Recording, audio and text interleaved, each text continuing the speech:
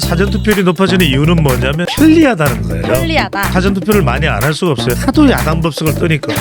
이게 다 정치권의 욕심이에요. 얼마나 세대별 투표가 율이 중요해요. 중요하죠. 이번 총선의 결과가 안 좋으면 윤석열 대통령만 치명타가 아니라 한동훈에게 치명타가 돼. 향후 10년간은 보수 암흑기예요. 이번 사전투표를 보면은 전남 전북이 높죠. 이재명 심판이야. 오. 왜 호남이 높겠어요? 더불어민주연합과 조국혁신당이 조국혁신당. 경쟁하는 거예요. 지금 호남 민심은 안윤석열도 있지만 네. 이재명 심판이야. 그렇구나. 지금 이제 한동훈 위원장도 계속 한강벨트 아니면 낙동강벨트 낙한 이렇잖아요. 집중하고 있죠. 여기서 게임이 끝나요.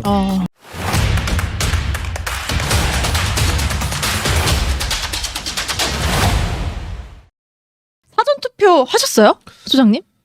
우리가 이제 사전 투표율은 보통의 데이터 분석 전문가라면 사전 투표를 안 합니다. 오. 왜냐하면 자기의 판단을 빨리 정해버리면 그만큼 그 이후에 냉정한 판단을 하기가 힘들어집니다. 왜냐하면 오, 그렇구나. 자기가 어떤 특정한 판단을 내리면 그쪽으로 자꾸만 빨려 들어가게 되죠. 그런 쪽으로 항상- 이야기하게 되죠. 그렇죠. 사전 투표율이 이틀 동안 31.28% 기록을 했네요. 그렇죠. 이거는 4년 전 총선보다는 5%포인트 가깝이 높은 수치를 기록해서 역대 총선 최고치라고는 하는데, 이런 투표율이 기록된 이유, 그리고 이제 양당에서 각각 우리가 더 유리한 거야라고 분석을 하고 있는데, 이걸 어떻게 봐야 돼요? 간단하게 말씀드릴게요. 일단 사전 투표율이 높아지는 이유는 뭐냐면 편리하다는 거예요.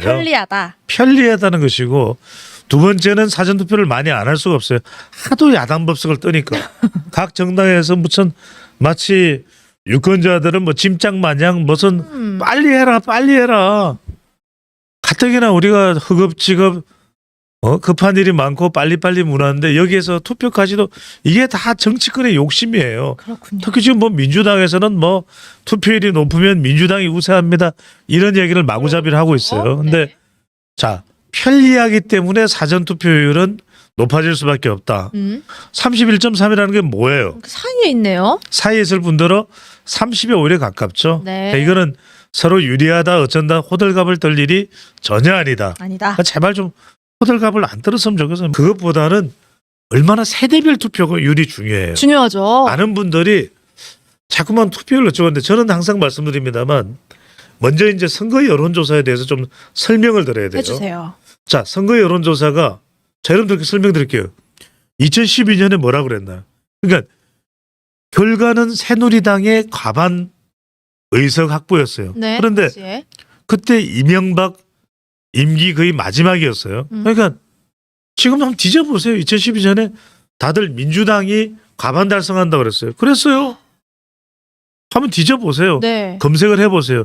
제 말이 사실인 거 아닌가. 근데 정작 결과는 어떻게 나왔어요? 반대로 나왔네요. 반대로 나왔죠. 그다음에 2016년에는 새누리당이 그때는 과반 정당 한다고 막 그 이야기했어요. 2016년에 맞아요. 기억나실 기억납니다. 거예요. 네. 그때 안철수 국민의당이 쪼개져 나가고 이러다 보니까 다들 뭐 민주당 힘을 못 쓸 거다. 그랬어요. 그래서 그런 이야기 기억나요. 네. 기억나실 거예요. 그런데 정작 나중에 보니까 공천에서 뭐 찐박, 충박, 진박, 춘박, 용박, 찐박. 온갖 뭐 박박 왜 박박거려?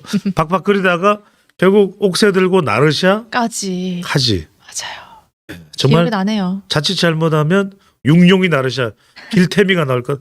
왜들 그래? 마스카라가 잘못됐어. 이럴 것 추억의 같아요. 드라마네요. MBS 여론조사가 시사하는 바는 매우 크다. 지금 대통령 지지율이 꺾였다가 다시 올라가요. 살짝 반등을 했네요. 38%로. 그렇죠. 4월 1주 차에. 그러니까 이것도 상당히 중요할 수밖에 없다. 네. 왜? 대체로 지금 전망들이 대통령 지지율이 낮았을 때 그 시점에 된 거예요. 네. 이건 정말 최종적으로 발표된 여론조사 결과입니다.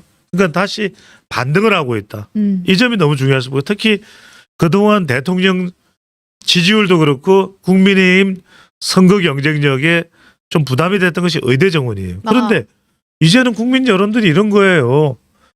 자, 대통령이 처음에 단호한 의지를 밝혔을 때는 와 대통령을 밀어주자, 힘을 실어주자, 저 의대 개혁은 좋은 것이니까 우리 사회 특권층 의사들의 집단 이기주의를 분쇄해야 돼, 그런 마음이었단 말이에요. 네. 근데 이게 길어지고 자꾸만 이제 공세를 하잖아요. 네. 어떤 것이든지 3주가 지나면 피로해져요.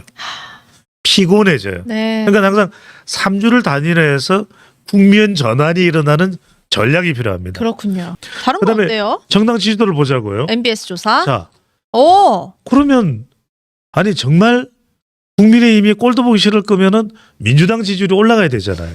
그러게요. 근데 39대 29예요. 네. 10% 포인트는 앞섭니다. 이건 직전 조사 대비 5% 포인트가 올라간 거예요. 거예요. 네. 그래서 제가 설명드리는 것은 뭐냐면 직전 조사의 수준이었다면 좀 더 어려웠을 수가 있다. 근데 각 지역마다 좀 뒤늦게라도 지금 후보자들이 한 5% 포인트 올라갔다. 그러면 어떤 결과가 나오겠어요? 박빙 지역에서는 굉장히 큰 변화가. 박빙 지역은 앞서게 되고 네. 한 2, 3% 뒤졌던 곳은 박빙이 되거나 앞서는 지역이 되는 거예요. 그래서 저는 얼마든지 달라질 가능성을 열어두고 있다. 그리고 조국혁신당이 10%지만 조국혁신당은 지역구가 있어요, 없어요? 없죠. 없잖아요. 그래서 10%가 이른바 지민 비조라 그래서 지역구는 민주당을 찍는다 하더라도 이게 100%가 다 안 가잖아. 아. 100%가 다 갈 수는 없는 그럼 거잖아요. 1+1이 2가 되지 않고 그렇죠. 줄어들 가능성이 있다. 그렇죠. 네. 이번 총선의 결과는 단순히 윤석열 대통령 결과가 안 좋으면 윤석열 대통령만 치명타가 아니라 한동훈에게 치명타가 돼. 그렇군요. 그러면 향후 10년간은 보수 암흑기예요. 아, 또 다시. 보수 암흑기예요. 그래서 총선이 중요하군요, 이번에. 보수 암흑기가 됐어요. 네. 그래서 우리가 중요한 건 결과적으로는 이번 조사 결과를 보면은 2016년과 다른 점이 뭐냐면 제가 그래서 이 설명을 드려요. 만약에 조국혁신당이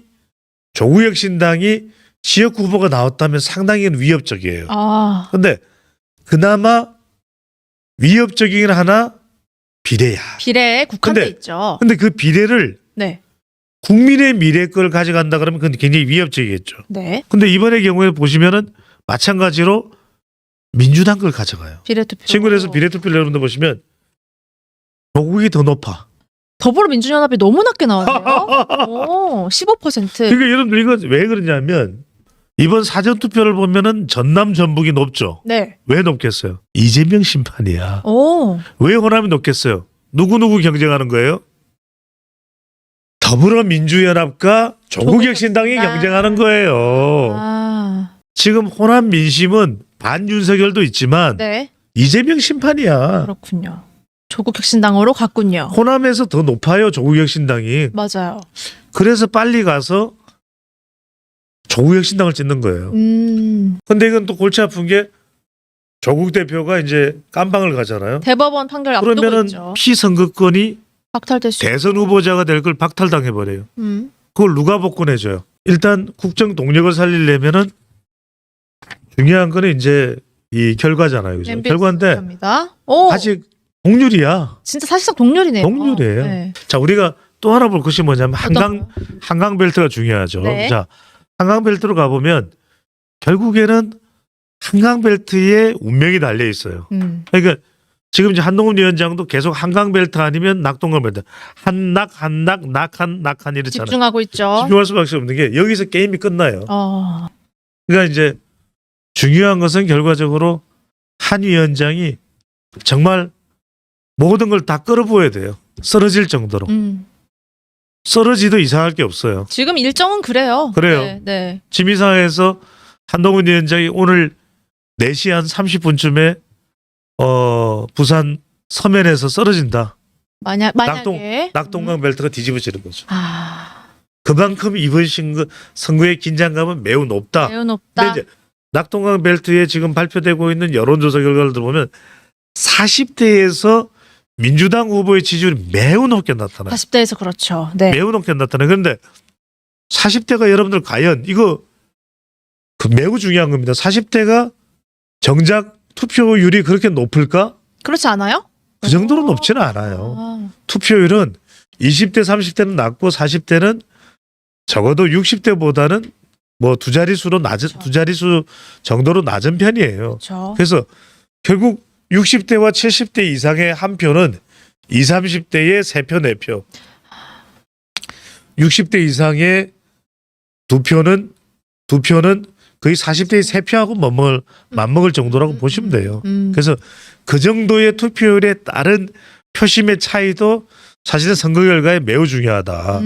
소장님 그 채팅창에 지금 한 지역에 대한 궁금증과 관심이 많은데요. 네. 부산 수영구예요. 수영구죠. 거기는 굉장히 구도가 흥미롭게 진행이 되고 있는데 끝까지 치열할 것 같죠? 자, 핵심은 이거예요. 네. 이러다 보니까 보수 진영, 국민의힘 지지층들이 쪼개지는 거예요. 네. 난 장해찬이야, 난 정현욱이야. 갈렸더라고요. 이게 갈려버려요. 맞아요. 그렇다면 그 어부지리를 가져가는 사람이 바로 민주당이 되거든요. 그래서 네. 이제 우리 방금 질문하신 분이 제일 궁금한 건 누가 되느냐라는 것이 궁금하실 텐데 네. 참 이게 위태로워졌어요. 민주당 후보자가 어부지리를 가져갈 가능성을 배제할 수도 없는 것이고 현재로선. 또 글쎄 이제 사전 투표를 윤석열 대통령이 또 부산에 내려가서 했거든요. 그렇습니다. 그게 또 영향을 줘서 상당히 또 장해찬 후보 쪽으로 막판에 표심이 또 결집되는 현상이 나타났을 수도 있고 신윤 후보니까. 알 수가 없어요. 아. 그래서 워낙 지금 낙동강 벨트에서 오히려 이 지역구가 부각되기 전까지만 하더라도 낙동강 벨트의 최대 관심 지역은 양산을이었어요. 김두관, 김태호. 바로 김두관 투김 대전이죠. 투김. 그러니까 이 두 사람이 난 다 친하네.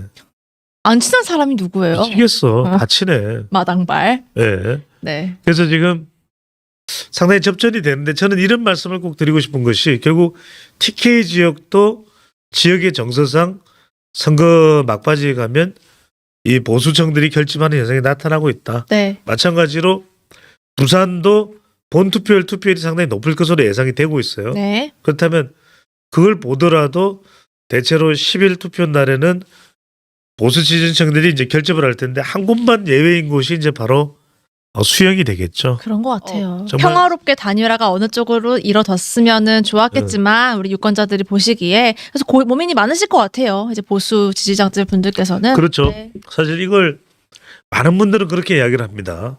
어떤 분들은 왜 윤석열 대통령이 장해찬과 가까우면 좀 한동훈 위원장을 위해서라도 교통정리를 못 해줄까. 근데 한 위원장도 낙동강 벨트에 지원 유세를 가서 네. 한 지역만 맡으랬어요. 그곳이 수영구입니다. 아, 그런 상황에서 윤석열 대통령이 부산을 갔단 말이에요. 네. 지금 한간에는 윤석열 대통령이 가장 아끼는 청년 정치인이 장해찬이에요. 그보다 그 정도로 뭐 이게 실제 있었던 대화인지는 모르겠습니다만 많은 사람들이 이제 예상을 한다면 그렇겠죠. 얼마나 억울하겠니 예찬아. 정말 억울합니다. 형도 참 마음이 안타깝다. 네. 선거가 왜 이러냐. 너 국회의원 선거 안 나가봤지만 정말 모르겠다 야.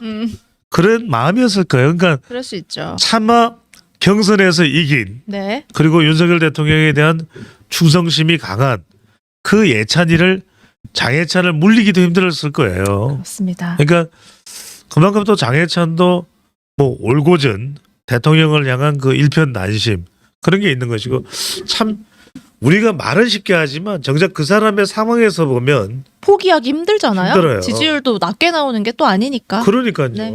그래서 이 상황도 저는 막판에 그게 10일 날이 중요할 것 같아요. 10일 날이 오. 찐 이제 보수 지지층들이 투표를 많이 하기 때문에 여기에서 과연 유권자들도 판단할 것 같아요. 정현욱이냐 예찬이냐 네. 예찬이냐 연욱이냐 전략적으로. 이 부분에 대해서 사실상 거의 공천을 받은 거잖아요. 사실은 네. 그런 장해찬에 대한 동정 여론이 살아나게 또 막판에 약간 이재명 대표와 바로 맞대응으로 좀 이 선거 맞아요. 유세장에 네. 이 격돌을 하는 모습을 보여준 것도 그렇습니다. 아마 지지층들에 대한 마지막 호소였지 않을까. 그런 것 같아요. 장해찬 후보자로서는 한번 이 동생한테 기회를 달라. 적어도 윤석열 대통령도 나에게 물러나라고 하진 않았지 않냐. 오죽했으면 한동훈 위원장도 수영구로 와서 정현욱 후보자의 손을 들어주지는 않았다. 네.